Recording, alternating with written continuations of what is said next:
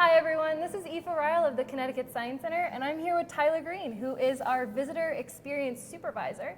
He also has an incredible background in history, and so of course we're here in our Maya exhibit today. Tyler, what are we going to talk about?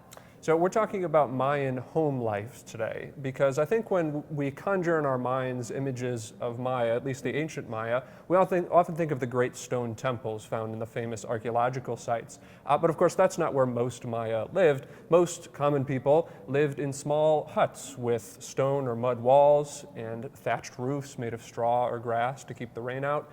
These huts often just had one room where the family would congregate together to cook and eat and spend time together and sleep. And these structures often needed constant repairs because the wind and the rain would degrade them over time. Okay, so when we're standing in front of one of our many artifact cases here in the Maya exhibit, what can you tell me about these artifacts specifically? At the center of every Mayan household was the hearth. It was very much the heart of the home, if you will. And ceramics like these are among the most common artifacts that we find at Mayan archaeological sites.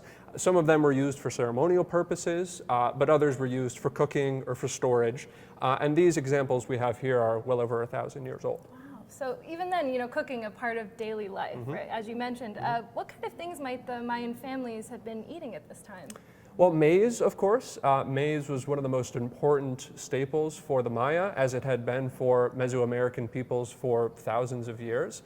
And Mayan cosmologies and creation stories and mythologies really testify to the importance of maize because its patron god really serves as one of the central characters in these stories. And of course, still today, maize is an important staple crop worldwide.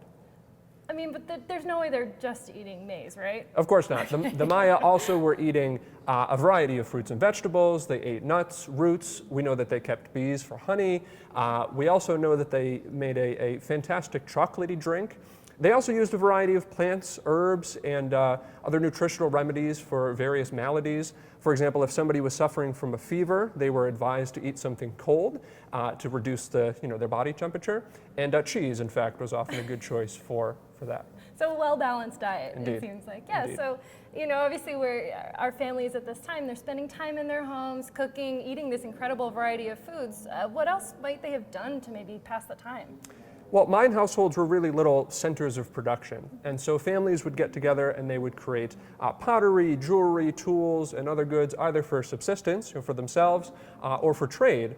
And without factories, Maya society really relied on these household productions to fuel larger economies. Of course, rulers and elites would purchase these goods to sort of bolster their own status, but I think among the most notable household productions were those made of woven cloth. So we actually have some artifact cases that might help us speak a little about this. You want to head over there? Let's do it. Awesome. All right, so we're here in front of one of our other cases. And Tyler, I mean, these are beautiful, beautiful, but they don't look that old. They're not. No, these artifacts are both only about 10 years old or so. But woven textiles have long been a significant art form for Maya. They are, if you excuse the pun, interwoven into regional tradition and Mayan religion and distinguishing between the commoner and the elite. And so what we have here are examples of huipiles. Huipiles are traditional women's garments. They're still worn in parts of Central America and Mexico today. And the designs say something about the community of the wearer. And they're extremely intricate, and they often are designs that are passed down from one generation to the next. But really, the weaver's creativity is unlimited. I mean, I do have to say, these patterns, they're gorgeous. They're, like you said, they're so intricate. They're really beautiful. The patterns are, and like I said, the weavers have unlimited creativity, but the patterns are deeply symbolic. You know, they have something to do with Mayan cosmologies and regional tradition. And Maya, as a result, have really elevated weaving to a high art.